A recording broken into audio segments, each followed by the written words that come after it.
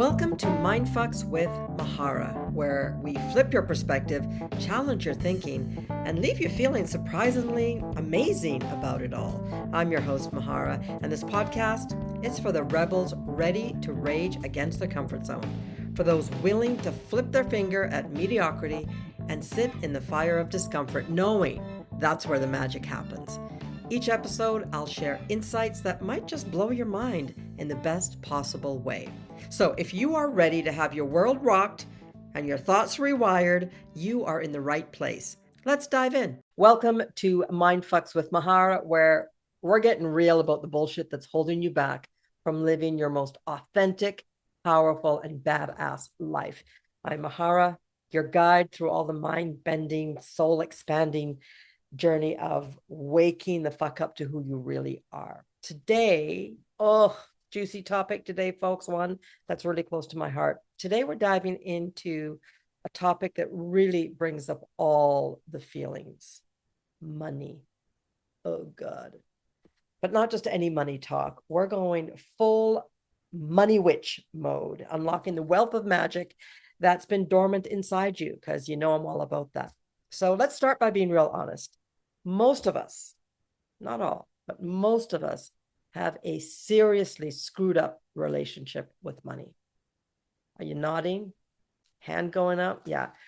We were raised with toxic beliefs about wealth and things like that it's dirty, that spirituality and abundance can't coexist, that it's hard to get, hard to hold on to, that you have to choose between being a good person and being a wealthy person. Oh my God. Okay, I'm here to tell you that all of that is absolute crap. Money is neutral energy. It's a tool. And like any tool, its power comes from how you use it. Today, we are breaking through the money blocks that have kept you playing small. Thank you, Jesus. We are claiming your worth unapologetically, and we're creating abundance that's aligned with your soul's purpose. How juicy is that? Okay, I want to start by getting brutally honest about your money blocks. These are the invisible barriers standing between you and the wealth you deserve. Here is today's truth bomb. Your money blocks aren't random. They're programmed into you by your family, by society, by religions, by the media, and they're keeping you trapped in a cycle of lack. What did you hear growing up about money? Money doesn't grow on trees? Yeah, I heard that one. Did you hear maybe rich people are greedy? You have to work really hard for every penny? Or maybe it's as simple as we actually can't afford that. What do you think? Now, here's the mindfuck. Those beliefs, they're not yours. You inherited them from people who were operating from their own fear and scarcity. One of my clients came to me believing that making more money than her father would somehow be dishonorable for him, that she would dishonor him in doing that. I mean, that's some deep, deep ancestral crap right there, right?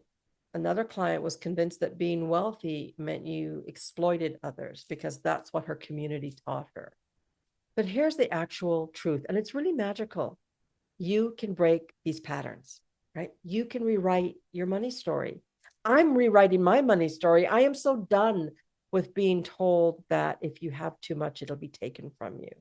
And that's another episode I'll go into at one point, but just know I'm in this with you, my friend. So this is what I did, and I'm inviting you to do the same. Start by questioning every money belief you have. Is this actually true? You know, I'm all about the truth. How is this belief serving me or not, as the case may be? And where did it actually come from? When you catch yourself thinking, I can't afford that, flip the script to something more like, how can I generate the resources for this? When you feel guilty about wanting more, ask yourself, what if my abundance could actually be a force for good in the world? The most powerful money spell isn't lighting candles or, burying crystals in your garden. It's reprogramming your subconscious mind to align with abundance rather than scarcity. You with me on this? Okay. I'm going to tell you about a ritual and I want you to try this. Write down every limiting belief you have, every single one. Then burn that paper while affirming, I release these limitations. I am worthy of infinite abundance. Money flows to me freely and joyfully. Ooh, it felt good just saying that to you guys. Okay, now, if you want to make this extra potent, do it under a full moon. The new moon represents new beginnings, perfect for planting the seeds of wealth consciousness. Now, let's talk about the second part of your wealth magic, claiming your fucking worth. Whew. Most of us, especially women, have been conditioned to downplay our value, to shrink, to discount ourselves, to give away our energy, our time, our talents for free or for far less than they're worth, whether at work, in relationships, or in life. How many of you are agreeing with me? Okay. And then we wonder why we're struggling financially and why we're so exhausted. Full disclosure, I had a little cry earlier today. And the bottom line of all of that crying, I was so tired, mentally, physically, spiritually exhausted. So I'm right here in the trenches with you. But here is our wake up call. Notice I included myself. Undervaluing yourself is not spiritual. It's not humble.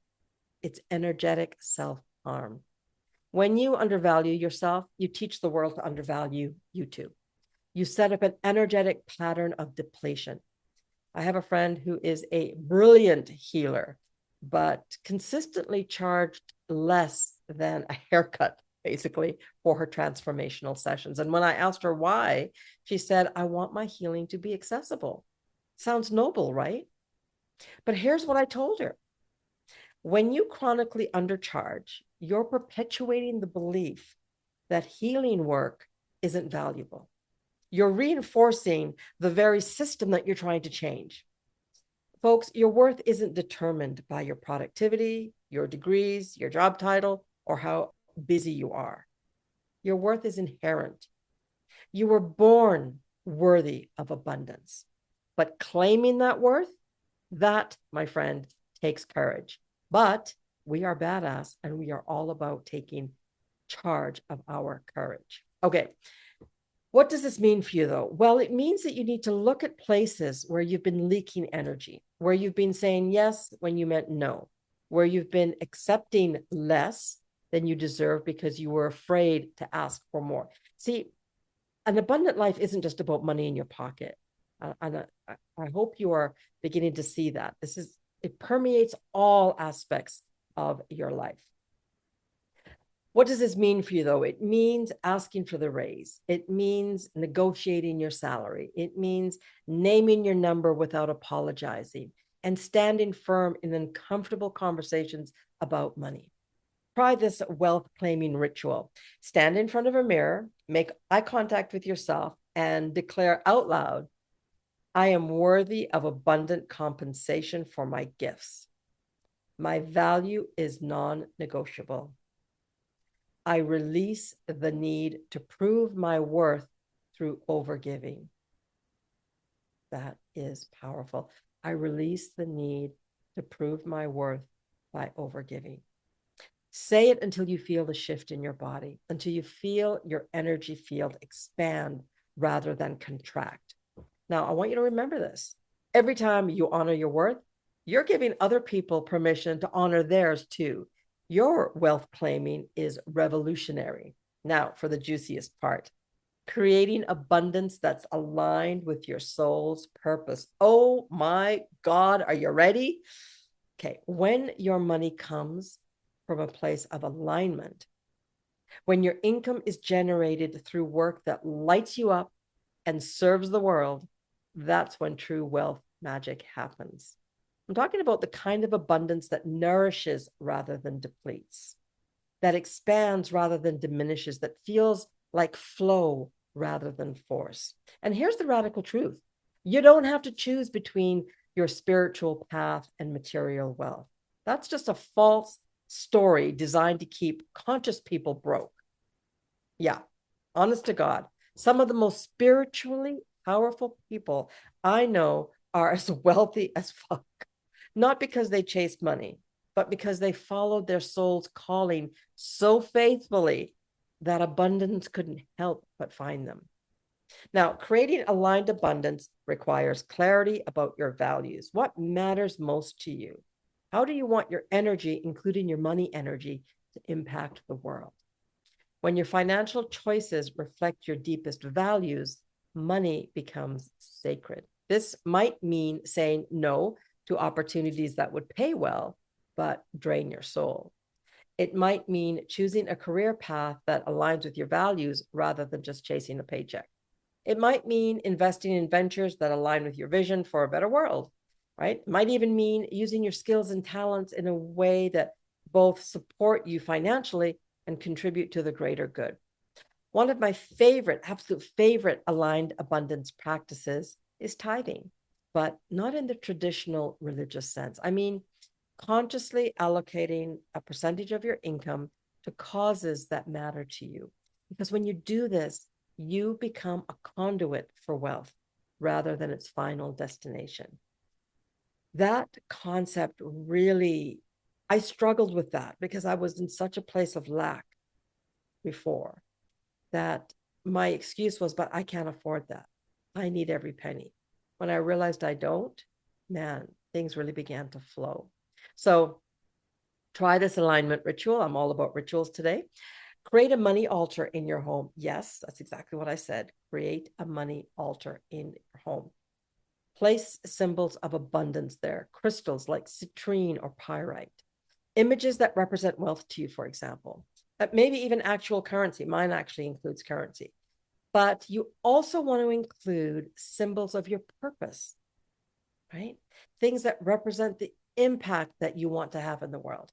So every morning, stand before this altar and declare, money flows easily as I live my purpose. My abundance creates ripples of positive change. I am a wealthy witch and my magic changes lives. Oh, I just got the goosebumps saying that out again. So as we wrap up today's episode, I encourage you to remember this. Your wealth journey isn't separate from your spiritual journey. It's the same path. When you heal your relationship with money, you heal parts of yourself. I'm on this journey myself. When you claim your worth financially, you claim your worth in all areas of your life. When you create aligned abundance, you become a more powerful force for good in the world. Doesn't that sound amazing? Ladies, you are the money witch that you've been waiting for. It's inside. The magic has always been inside of you. It's in your gifts, your purpose, your unwavering belief in what's possible. Don't run away from it, right? It's time to stop hiding from your power. It's time to stop playing small with your wealth potential. It's time to brew the most potent prosperity potion of all, your fully expressed, abundantly compensated, authentic self. That's a mouthful, but I'm sticking to it. Until next time, this is Mahara reminding you that the universe is waiting for you to claim your magic. Stay witchy, stay wealthy, and never, ever, ever apologize for either. I'll see you next time on Mindfucks with Mahara. Please remember to drop a like, subscribe, and share this episode with a friend. Take care.